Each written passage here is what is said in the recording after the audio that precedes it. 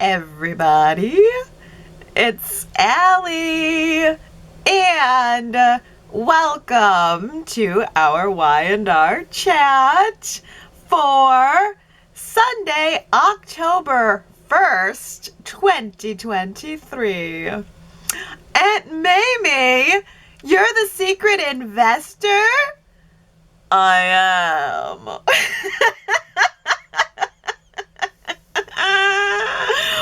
I am. Oh my gosh, Mamie is amazing. I'm telling you, I'm ready to rename this show Mamie's Town.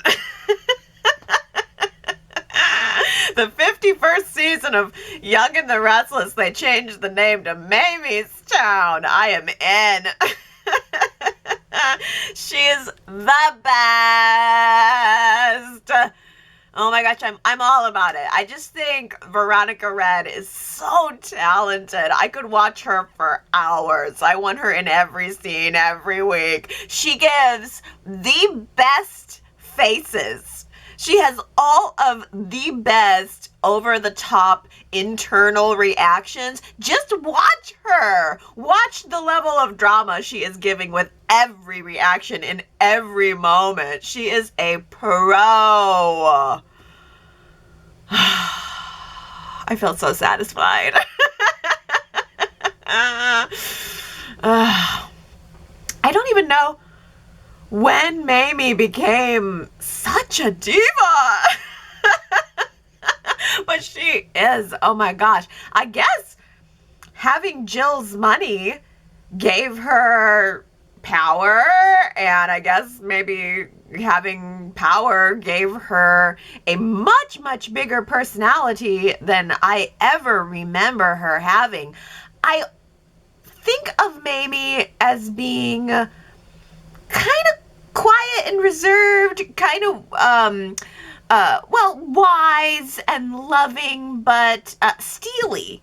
She didn't give a lot of emotion in the past. Of course, I mean, there wasn't a lot of room in the script for her to, but she was always sort of quietly in the background, or in the later years, kind of quietly longing for John. And as you could see in those flashbacks, Jill was just stomping her down, squashing her as much as possible. And Mamie had to, I guess, kind of hold her head high and take it in a way. I mean, can you imagine being told that you can't go to a wedding that you were invited to as family, as part of the family, but being told that you shouldn't be there, that you shouldn't go because you're the help? Well, I mean, that is just so wrong. It's like hard to even believe that it's 20th century, for crying out loud. I mean, that was 20th century. It was just so bleh. By the way, I'm pretty sure Jill and Mamie said it was Jack's wedding. So who do you think that Jack was marrying there? I'm going to put that, it had to have been in maybe the early 90s, so I'm kind of wondering, could that have been Jack and Lon's wedding, which was in 1993? Where do you think those flashbacks were from, and why did Y&R have to put it through the black and white filter? The black and white flashbacks are fine with me for most things, but if it's a classic flashback, I'm gonna need a color flashback so that I can get the screen caps. I mean, what color was the outfits? I want to fully experience the flashback, and making it black and white just strips away the memory for me. But I'm looking for particulars. I want that screen cap so that I can have it forever. No, wait, Jack and Lon's wedding was a little later in the 90s. Maybe it was closer to mid-90s. That had to have been 95, 96. I don't know if that was Jack and Lon's wedding. Maybe if the flashback was in color, I would be able to tell you. But anyway, Mamie's return is the most exciting thing about Y&R for me right now. Mamie is back, and she has an old score to settle with Jill. Because Mamie quietly loved John from a distance for a very long time. But she didn't say anything to him. And I think he loved her too. There were some feelings there. I get the impression there was feelings there, but it was sort of deemed impossible in some ways. Well, Jill had her hooks into John. They had a son together. I mean, maybe Mamie and John could have been together, but Jill was pregnant. And then John had a stroke. And then Mamie kind of nursed John back to health, I believe, but Jill got inside of Mamie's head and convinced Mamie that now that John's all better, you just need to get out of the way so that I can raise my son Billy with John and his father. Like, we need to have a chance at a family. So I'm gonna give you $1 million to just leave town forever. Love that trope. I'll never get tired of it. Here's $1 million. Go away. And Mamie did it. I mean, I love your sour grapes, Mamie, but you took the money, girl. You made the deal with the devil. And I think it looks great on you. I think it was a great decision. You look great. And I think it's going to be really interesting to see what Mamie has planned now that she has a stake in Chancellor Winters. I don't know if it's a controlling stake, but it's, I mean, because, I don't know, did Victor have a controlling stake? I don't know how much shares she was able to acquire, but I think it'll be very exciting to find out what her plan is and how much power she actually has. And in the previews for next week, Jill is returning to Genoa City in person so that we can experience this long-awaited payback. Y&R must have been just gobbling up all of the fan feedback from the 50th anniversary gala about all of the characters that we'd love to see return. We had all of these classic characters that came back for the gala, and now they're all of a sudden all coming back at once. Mamie and Danny and Leanna Love. Oh, this feels so good. All of these returning characters are just, this is what's doing it for me right now. I mean, you know how I feel about Danny. So for me, that was a big, big pleasure of the week. I think Danny, he looks good. And I just love the very gentle, gentlemanly, sort of sweet demeanor that he has. I think that Danny Romolani is a nice boy for the most part. And I don't know about you, but I approve of his future reunion with our little cricket. Oh, did you see his heart just sink on Friday when Daniel told him that Christine was in Portugal getting ready to reunite with Paul? I mean, he had this big smile on his face, but you could just see that his heart was sinking on the inside. Oh, this is so good. And I tell you, I would really love to see Miss Phyllis show Danny some of her vulnerability. I think this is a great opportunity for the Phyllis character too.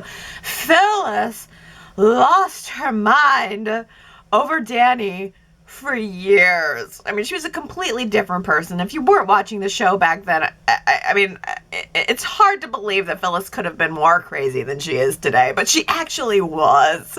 She wanted Danny so bad, she lost her mind. So I think that some of that desire has got to be rattling around in there somewhere. And she did say, I care about your opinion of me, Danny.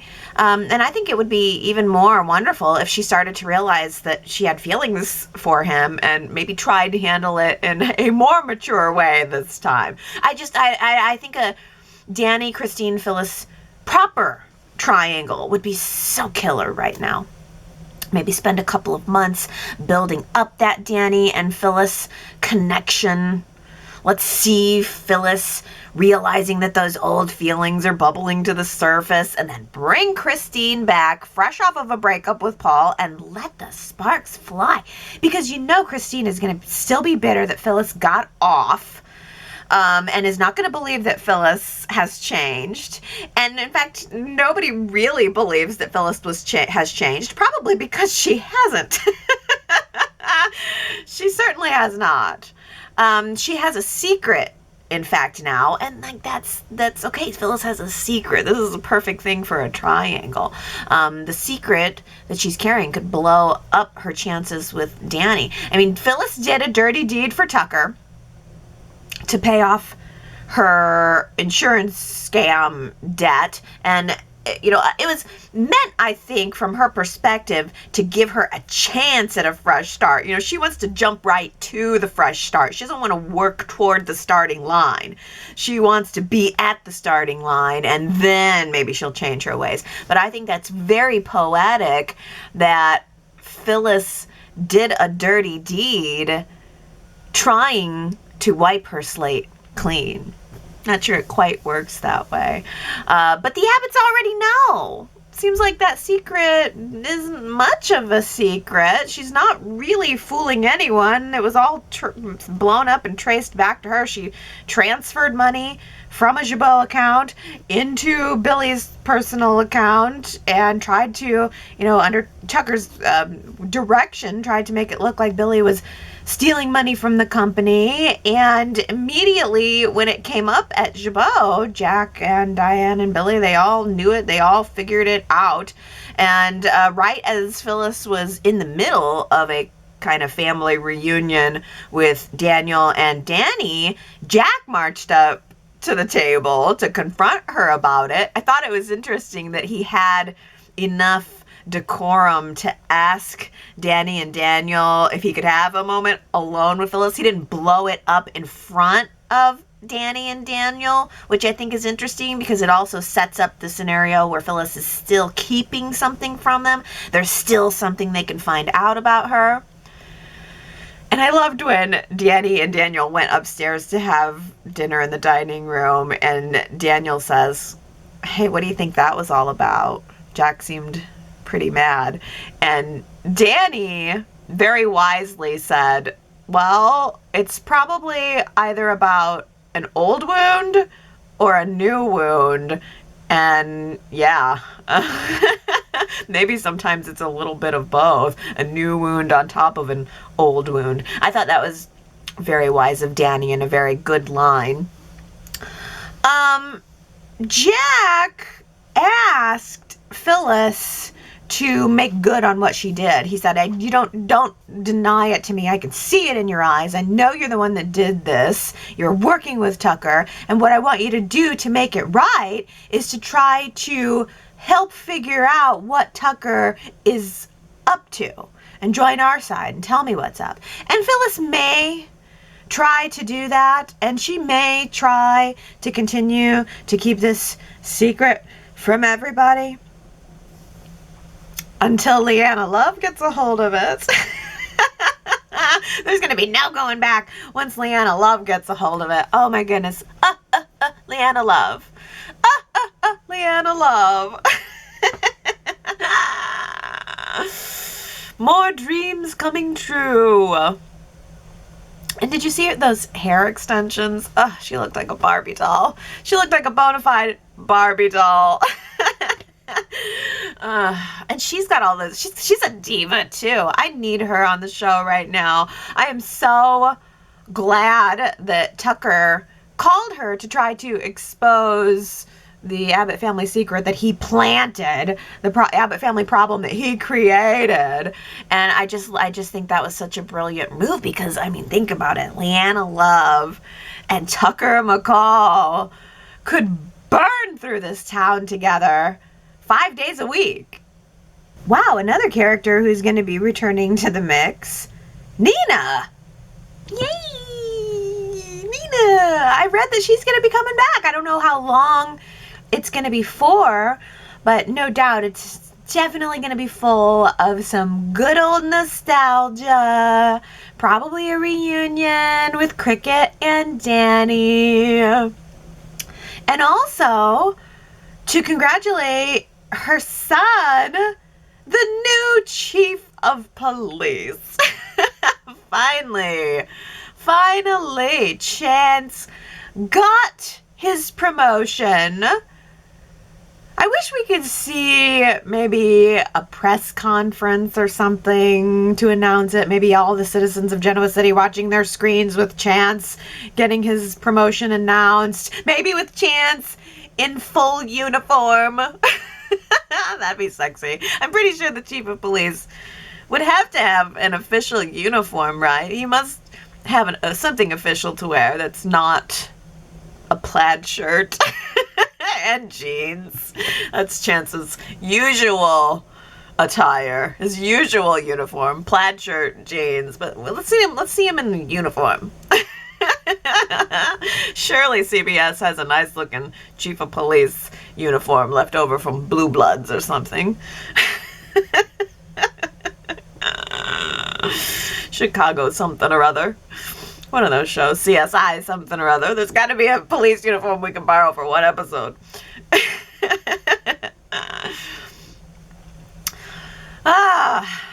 But where is Sharon right now? She's off being a business lady. She's not here in Genoa City to hover over Chance so that Summer doesn't get her hooks into him. I mean, he was ultimately celebrating the promotion with Summer, not with Sharon. I think that says it all. Sharon must be so consumed with her new business that she's not properly prioritizing her new romance.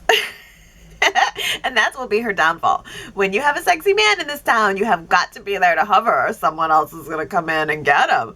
I think I think Sharon's going to be so focused on business that Summer and Chance are going to start to develop those tingly feelings for one another. And you never know, one of these episodes, they might fall into an oopsie kiss. Or, if we're lucky, an oopsie shag. Victoria is really not very subtle. That's an understatement. Victoria is not very subtle. Victor demotes her, and then she suddenly starts to develop these concerns about his health. Please. Victoria, you have been playing the long game for years. And you should know that all you have to do is throw a fit, leave the company, and in a couple of weeks, Victor will come crawling back to you, offering to buy you a new company to run. I mean, isn't that how it goes? Isn't that the pattern? Although, in fairness to Victoria has spent years sitting in the big chair, keeping all the widgets together at Newman Enterprises while the family drama was going on, and she had her personal drama too. But I can see why she wouldn't want to just step back and watch all of her work become undone. Especially not if she thinks that she's going to have to end up fixing it all later. Because the truth is, Victor is the kind of guy who will always see himself as peak. You know? I mean, Nikki admitted that, yeah, he gets tired more often than he used to. I mean, I liked that little bit of realism there. Like, oh, yeah, you know, I mean, he is slowing down. That's just the reality. But the fact is, even if Victor were slipping, and I'm not saying he is, but even if he was, he'd probably cover it up. He probably wouldn't admit it. And leaving Victor to his own devices with the company for a couple of years could really take the company quick if he doesn't, if he's not really able to keep up with the day-to-day running of it. So I think that's exactly why any interested Newman children should be welcomed to the table. I mean, Victor has got to realize that he has to step back. He made the right decision in stepping back, and he has to accept that their children aren't going to run the company the way that he did. And, if he doesn't want there to be infighting among them, then he needs to make them all equal partners. But it's always been Victoria plus either Adam or Nick, one or the other. It's never been all three of them working together. They've never really been encouraged to work together. Victor has always, in his own subtle way, encouraged them to work against each other, encouraged them to compete with each other. And this is the fruit of that attitude. This is him reaping what he has sowed. And right now, at Newman Enterprises, Nick is out. Victoria is still there in a reduced capacity, and Adam is becoming Nate's assistant. Well, I don't think that's such a bad job. That'd be perfectly fine with me, being Nate's assistant. Whatever you need. Whatever you need, Mr. Hastings. Always at a late night. Let me just order up some Chinese food and a bottle of wine, and we'll just stay here, and I'll do that paperwork for you. All the paperwork you need. Staple. Type. I guess, Adam said that he was willing to work his way from the bottom up, but then he instantly started complaining when Victor told him he was going to be Nate's assistant. And look, I agree, Adam. You're way overqualified you're too qualified to be Nate's assistant. And I loved when Adam said, like, what? I was in business school. I was in business school for longer than he's been in this job. I mean, that's an absolutely valid point. But he said he was willing to work his way from the ground up, and now he's not really following through with that. So I feel like that's going to work against whatever plan he has going. Adam too needs to play the long game here, at least for a couple of days. Pretend that you're willing to grovel for at least a couple more days, because I think it would be fun to watch Adam play the game. Go fetch Nate's papers from the copy machine and try to make us and the people around him really believe that he's this cute, brand new little puppy dog. And then when everybody else moves on to something else, bam, Adam could strike like a snake. I think that would be the fun part of the story, continuing to make us believe that he's, just no trouble at all here, just little me working my way up. And then see the plan come to fruition, whatever it must be. I mean, Adam has now some kind of official IOU from Jack for exchanging the Tucker McCall Unlimited, sexual scandal blackmail info on Tucker, which Billy was happy to bust out at the very end of Friday's show, and which sends Tucker to Adam next week in the previews, kind of reestablishing Tucker and Adam as enemies too. But I guess the info on Tucker is going to be released out there, and now you can't really take that back. So maybe the blackmail info on Tucker will be enough to change Tucker's course, and maybe that IOU from Jack will come in handy for Adam when it's time for him to consume his prey. Audra is usually very snaky, but she seems to be losing her edge a little bit, I think. I'm sensing some softness from her. I almost don't know what to do with it. And it seems to be connected maybe to Tucker. I'm starting to get the impression that Audra actually loves him. And I don't know. Does she? I'm also starting to get the impression that she actually bought Nikki's pitch about how Nikki wants to be her mentor now.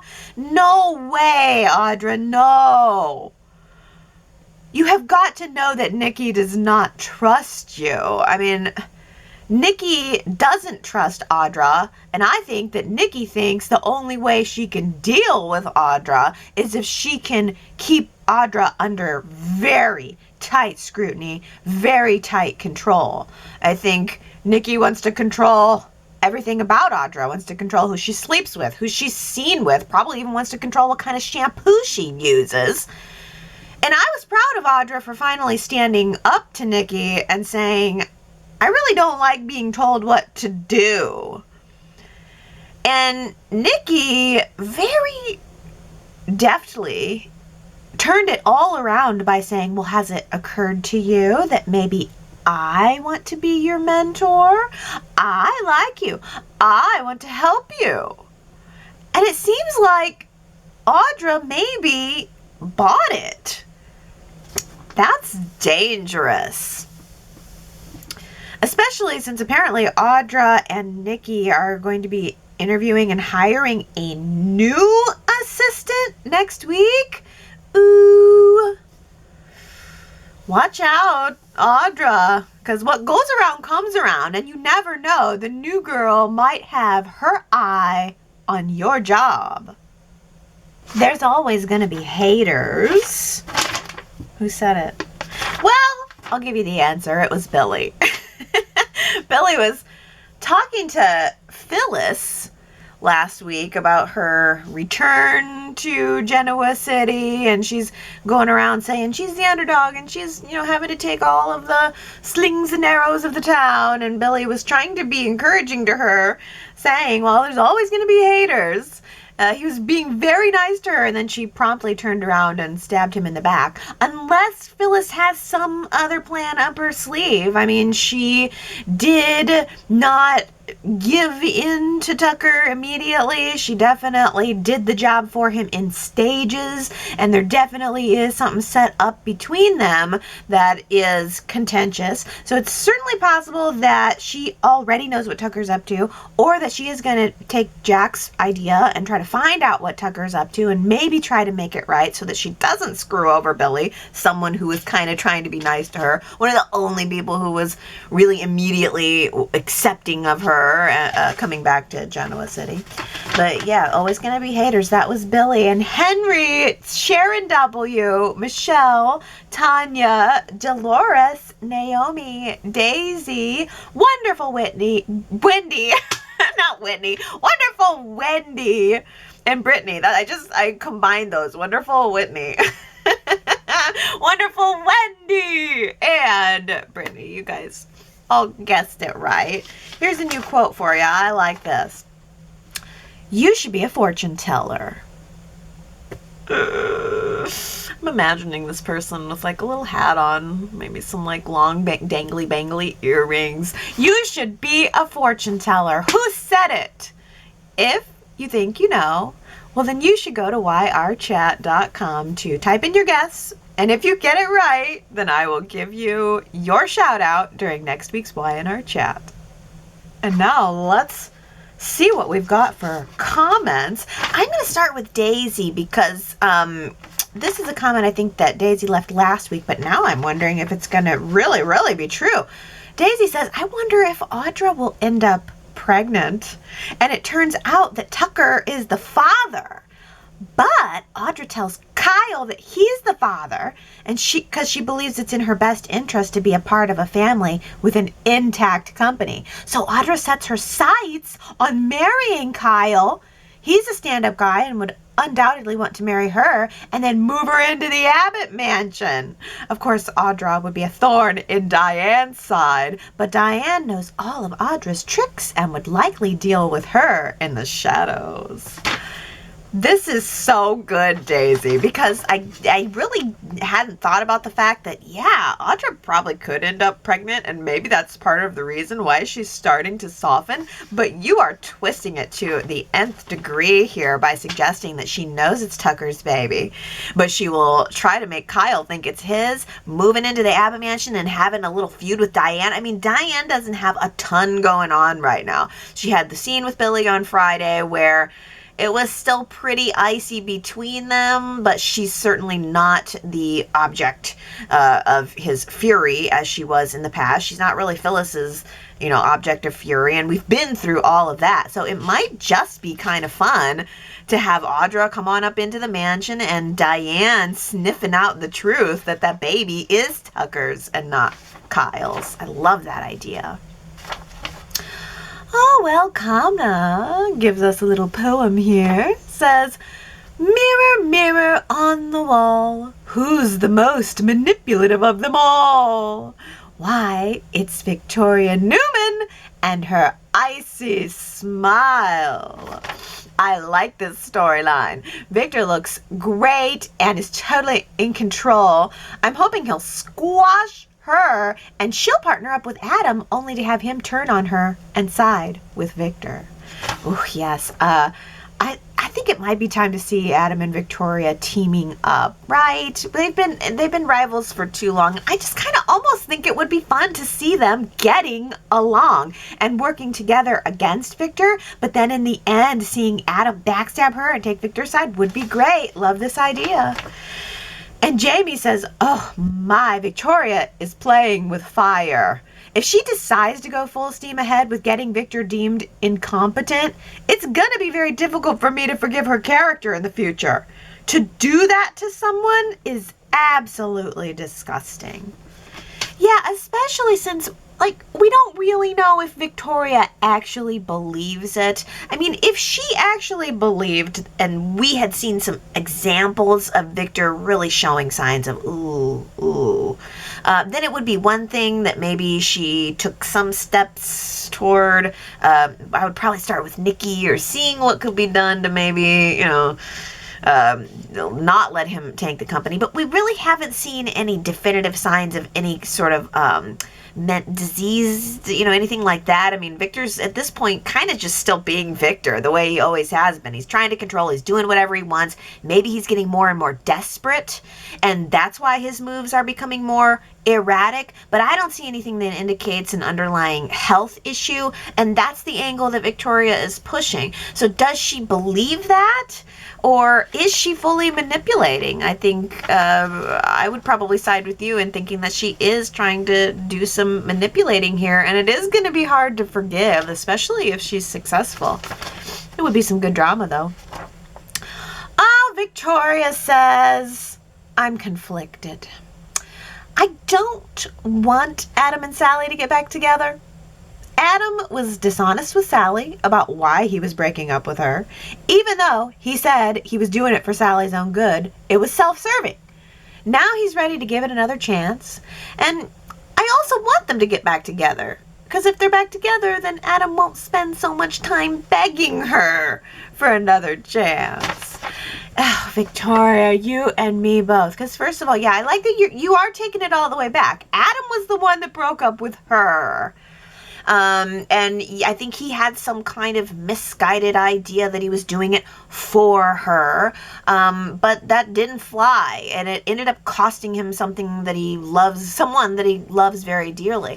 But the amount of begging and groveling and the amount of her turning him down and just squashing him down, it's so much that I don't care either way. I just want it to end. Adam and Sally get back together, great, and then the groveling stops and maybe they can be happy together for a while, fine. Or they don't get back together and the groveling stops and everybody moves on to something else, fine. It's just being stuck in this limbo for so long is so unappealing. And I really thought that we had made some progress last week with the kiss. I thought, oh, okay, well, here's the kiss, here's the first step. And then Adam and Sally come back together to talk about it. And even though She seemed totally into it in the 3 flashbacks we saw of it. When it came time to talk about it, she completely closed off again, and she said, like, she acted like he was nuts. Are you suggesting that I'm harboring some secret feelings? Well, then, why'd you kiss him back, and why'd you look all flustered about it? I thought we were getting somewhere, and then they talked about it this past week, and all she did was shut him down some more, and we're right back to the start, and I just don't know how many more weeks this can go on. I just don't have anything new to say about it because nothing new ever happens with it. Well, new topic, but still about Adam. Ellen says, do you think that my doctor will prescribe sedatives to me to get me through watching Adam serving as Nate's assistant? Because I don't think chamomile tea is going to do it. I can only hope that Victor, the chess master, is placing Adam there so that he can keep an eye on Nate. I also hope Adam wears a goofy plaid shirt and a big bow tie and bows and says, yes, sir, right away, sir, at the end of every conversation. This is going to be, what's the right word? I guess I'll just have to watch and see. I think this could be funny. I mean, I think it could be fun to see Adam and Nate going at it. Your guy and my guy, Ellen, going back and forth. But they're both very sexy. I can't think of 2 sexier guys who could be working together and going back and forth. Because let's see. Naomi says, are we even going to see Adam in this assistant role? And also, I love the dullard descriptive. You're right. Nate's measured in his responses to even the simplest conversations. Yeah, these guys are very different. Nate is very measured. He thinks and then he pulls himself together and he gives you a very proper response and he says everything very clearly and blah, blah. Adam is definitely more of the wild card. You can almost see Adam being a smartass and coming in with the big bow tie and the glasses and, looking like Milton the accountant, and doing everything. Yes, sir, everything. I mean, like, that would be funny. That would be so cool to see Adam retching it up and playing against Nate's sort of straight man. I mean, you got to have the straight man in order to have that comedic element, and I feel like that could be a really good odd couple type thing. But Naomi asked the question, will we ever even see it? Probably not. I mean, it doesn't have to be, I feel like it could be played for fun, not played for seriousness, not like fun, not Nate being mean to Adam. I think it would just be fun to see it kind of being snarky and just getting a little bit of lighthearted, funny ridiculousness out of it, but I'm sure that's not where they're headed. Naomi also says, thank you to any person who was responsible for Monday's great show. The argument between Jack and Billy was great. I am on Billy's side, and I get frustrated with Jack's patronizing attitude toward Billy. I really enjoyed Tucker and Phyllis, too. Tucker was loudly pushing Phyllis to stop stalling, and when she starts hacking away quietly, there, I just wanted you to make sure you were properly motivated. And then we have Phyllis coming down the steps only to see Billy, and he looks up at Tucker coming down the stairs. I hope Billy somehow catches on and develops a counter move against Tucker. Yes, that happened very quickly, didn't it? But yes, good scenes between Tucker and Phyllis. I mean, there was a lot of dialogue there. There's a lot of push and pull there. Certainly, as Diana had suggested last week or the week before, I could see a romance between Phyllis and Tucker. There's so much tension there. I think that would be a juicy pair. But also, you make a great point about Jack and Billy's continued arguments, continued mistrust. Sharita says, this is possibly an unpopular opinion, but I believe Billy was right. Jack is always pretending to be co-CEO with his family, but ultimately he feels like it's his opinion that's the law and the only one that matters. And especially since this is a family business and he's not the only abbot, I'm not sure if it's John's will. It's said that only Jack runs to be a better share and realize that his siblings have just as much right to determine the future of the company. It's extra difficult for Billy because he's the little brother and not Dina's kid, and I feel like Jack is on the fact that Billy just wants to be included as always and to know that he's a real abbot. or to let him know that Jack always just wants to let him know that he's the real Abbott. Yeah, I mean, I think Jack has the long-standing tenure with the company, so I think that does give Jack somewhat of a professional upper hand there. He probably knows the company more intimately than Billy, as does Ashley. But it certainly doesn't mean that he has more right to be there, that he's the only Abbott, he's real Abbott. I mean, we've seen that attitude from Jack toward Ashley for years. And now it's the same thing, it's just extended toward Billy. And I think it's become a really interesting facet of the show. And maybe this will spur a really great poll question. I'd love to ask you guys, if you had to pick a side between Jack and Billy, who would you pick? Go to yrchat.com. When we're seeing these arguments between Jack and Billy, are you kind of siding with Jack or are you kind of siding with Billy? Cast your vote. I'd love to see how that pans out.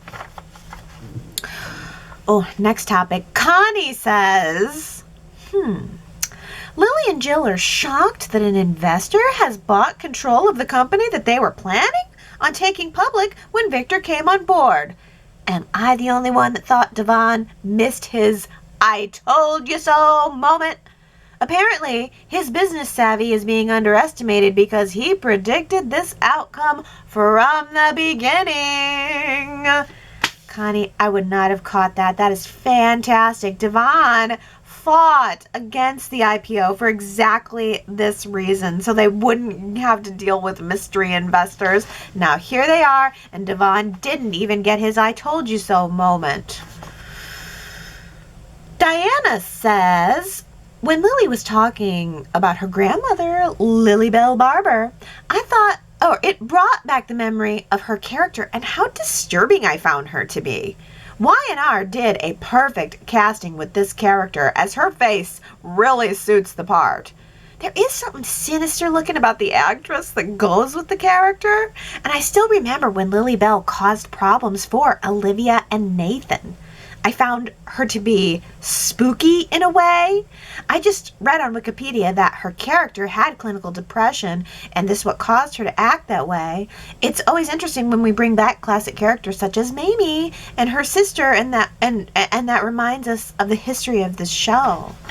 Yeah, okay, so Lily Bell, I love that name, by the way, Lily Bell Barber, that's fantastic. That's Mamie's sister, and she was kind of a creep, huh? I feel like maybe I sort of remember, was she living with Olivia and Nathan for a while, and that's where she was causing problems? I feel like I know reference to that, even though I wasn't watching during that period. But yeah, I mean, and then maybe since leaving Genoa City, Mamie's gone a little crazier. It feels like Mamie's different to me. She doesn't feel like the same old Mamie to me. Maybe we're gonna really get some different attitude from her from here on out. Sharita says, I'm hoping Mamie gives Nate her shares of Chancellor Winters. I'm so sick of their fighting. I don't think that would be the only way to fix everything, and also to get Nate out of this crazy Newman disaster that's about to happen. Oh, I think this is a really interesting idea, Sharita. Mamie ending up, if she can't stick around, ending up giving those shares to Nate. That has got to be it. That is the way that Nate gets into Chancellor Winters. Genius, genius, brilliant, brilliant. Yes, yes, yes. And also, I thought it was interesting that Mamie went to Nate first. She didn't go right to Lily and Devon. She was kind of wanting to keep this from Lily and Devon, but she immediately went to Nate, and what she said to him was, "You're the only one I can trust."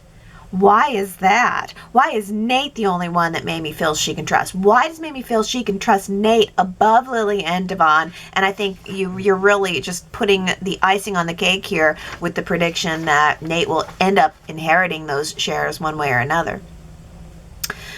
And about Mamie, Gary says, she was always a proud and haughty woman when challenged, and it's fascinating to revisit her rage 53 years later as she takes on the upstart Jill Foster, who invaded her lair, turning her order completely upside down in her capture of John Abbott, those many years ago.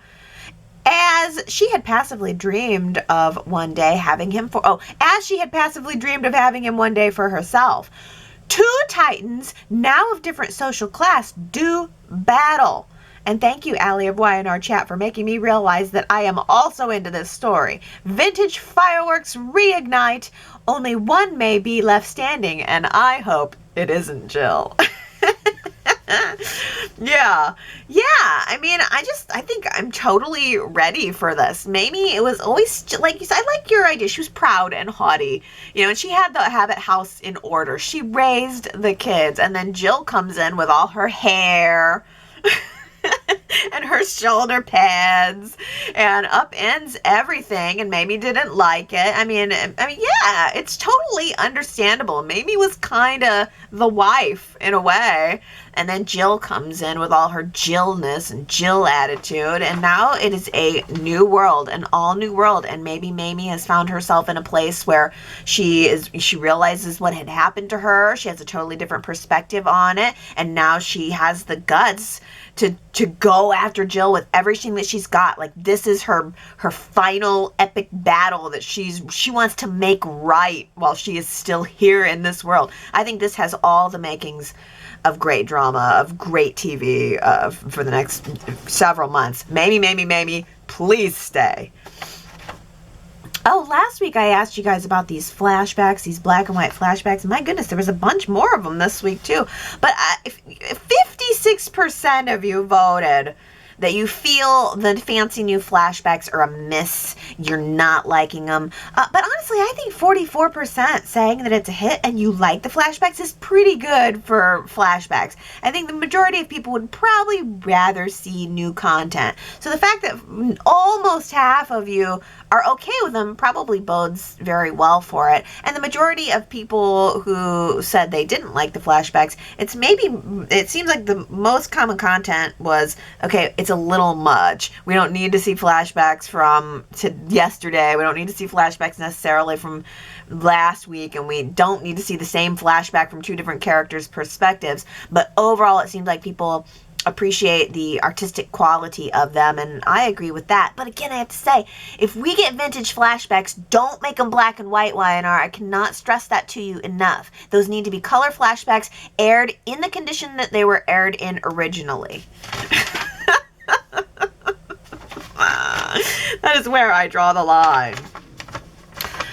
Last comment comes from Victoria, who says, Y&R needs Leanna Love now. She can come into town with a new podcast which highlights all the gossip in Genoa City. This podcast could replay some of the flashbacks and add Leanna's delicious, devilish twist. Now that's something that I could get excited about. Yes, a Leanna Love podcast in Genoa City instead of these flashbacks. A Leanna Love podcast. She could even, I give up my seat. Leanna Love can come and take over Y&R Chat for me. How would you guys like that? Hey everybody, it's Leanna, and welcome to our Y&R Chat. If I'm going to give up this podcast to anybody, it's going to be Leanna Love. Oh, she's so great. I find I'm maybe most excited right now by the future stuff of Y&R. I'm excited about all the returning characters. That's what's really turning my key right now. That's what's really getting me excited. Because some of the stories do feel a little stagnant. I feel like everything at Newman Enterprises is a little stagnant. Chabot's getting a little stagnant. But these returning characters, I think, are breathing some fresh new life and ideas and personalities into the show and onto the screen.